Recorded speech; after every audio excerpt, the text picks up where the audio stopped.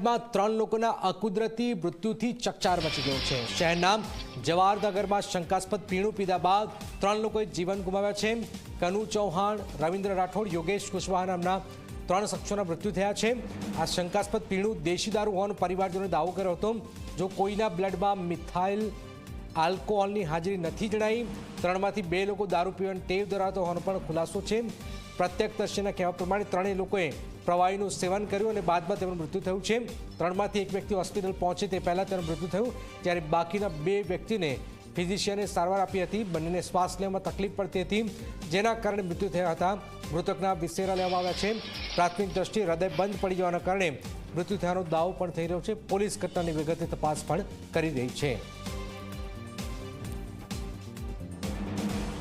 રાત્રે blood report જે આવ્યો એની અંદર મિથાઇલ આલ્કોહોલની હાજરી 0 આવેલી છે, નીલ આવેલી છે, મતલબ મિથાઇલ આલ્કોહોલ મિથેનોલ ની હાજરી બિલકુલ જણાયેલ નથી। પરંતુ જે FSL અધિકારી છે એમના માર્ગદર્શન હેઠળ એમની હાજરીમાં અમે તપાસ કરી રહ્યા છીએ। હાલમાં પણ ગઈકાલે મોડી સાંજે આ જે 3 મરણ જનાર વ્યક્તિ છે એ પૈકીના કનુભાઈ ચૌહાણ, જેની ઉંમર આશરે 54 વર્ષ જેટલી છે, એ એક પેલી જે જીરા સોડાની બોટલ આવે છે પ્લાસ્ટિકની, એ પ્રકારની બોટલ લઈને આવેલા અને એમને થોડુંક એ બોટલમાંથી જે જીરા સોડાની બોટલમાં જે પીણું હતું એ પીધેલું અને ત્યારબાદ એમની બાજુમાં જે રવિન્દ્રભાઈ હતા એ રવિન્દ્રભાઈને આપેલું, રવિન્દ્રભાઈએ પીધેલું અને રવિન્દ્રભાઈએ એ દરમિયાન પાણીપુરીનું કામ કરતા જે યોગેશભાઈ કુશવાહ છે એ ત્યાં આવ્યા હતા બાઇક લઈને એમનું, અને એમને આપેલું। હવે વરુણ પરમારના જે કહેવા મુજબ એમની હાજરીમાં જે રવિન્દ્રભાઈ રાઠોડ છે એ એકદમ અનઇઝીનેસ ફીલ કરી અને 5 જ મિનિટની અંદર બેસી ગયેલા અને એમને વોમિટ જેવું થતું હતું અને બેભાન થઈ ગયેલા, એટલે તાત્કાલિક એ એમને હોસ્પિટલ પહોંચાડેલા। અને અન્ય જે 2 વ્યક્તિઓ છે એમને પણ 5-7 મિનિટની અંદર જ તકલીફ થતાં એ લોકોને પણ અલગ અલગ જગ્યાએથી હોસ્પિટલ ખાતે પહોંચાડવામાં આવેલા। હોસ્પિટલ ખાતે જ્યારે પહોંચાડ્યા ત્યારે કનુભાઈ ચૌહાણ છે એમનું ઓલરેડી ડેથ થઈ ગયેલું ડૉક્ટરના કહેવા મુજબ, અને અન્ય જે 2 વ્યક્તિઓ છે એ બંનેનું ડૉક્ટર લાંબી ટ્રીટમેન્ટ આપી નહોતા શક્યા। શરૂઆતની ટ્રીટમેન્ટની અંદર જ એમનું પણ મૃત્યુ થયેલું। નડિયાદ ખાતે 3 લોકોના અકુદરતી મોત થયા, જે સંદર્ભે વાત કરવા માટે આપણે સાથે જોડાય છે નડિયાદ સિવિલ હોસ્પિટલના RMO ડૉક્ટર DR પટેલ, તેમની સાથે વાત કરીશું। પટેલ સાહેબ, 3 લોકોના અકુદરતી મોત થયા છે, શું ઘટના છે?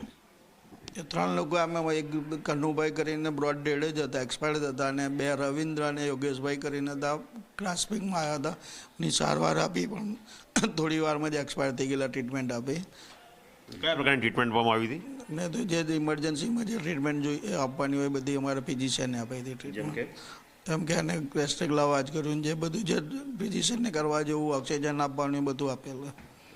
કયા પ્રકારના લક્ષણો જોવા મળતા હતા બંને દર્દીઓમાં? બંનેમાં તો શ્વાસ લેવામાં તકલીફ પડતી, તેમ છેલ્લી ઘડીમાં જે શ્વાસ લેવામાં તકલીફ પડે એ હતું, શ્વાસે પૂરો નહોતા લઈ શકતા। પછી તો સેજ હતું, કશું બોલી શકતા ને બેભાન અવસ્થામાં જેવુંમાં જ હતા। 3ના પોસ્ટમોર્ટમ થયા કે બાકી છે? પોસ્ટમોર્ટમ થઈ ગયા 3। કોણ? પેનલ ડૉક્ટરથી થયા। Okay, doctor Kalpanaben Shah, doctor પ્રેરણા ગ્વાલાની, ડૉક્ટર અમિત ઠક્કર, એ બધા પેનલથી કર્યું 3 આપ્યા। Okay, primary date of cause શું નીકળે છે?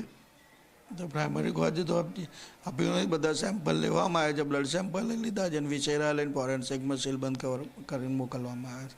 ઓકે, ગઈકાલે રાત્રે બ્લડ સેમ્પલ લેવાયા હતા ખરા? હા, બ્લડ સેમ્પલ લેવાયા હતા। શું રિપોર્ટ છે એમાં? તો રિપોર્ટ હજુ મારી પાસે નથી આવ્યા। ઓકે, ધારો કે કોઈ વ્યક્તિએ આલ્કોહોલનું સેવન કર્યું હોય તો કેટલા દિવસ સુધી એમાં એ જોવા મળે આલ્કોહોલ? આલ્કોહોલ તો 12 કલાક સુધી જોવા મળે। અને એમાં કયા પ્રકારના એલિમેન્ટ હોય?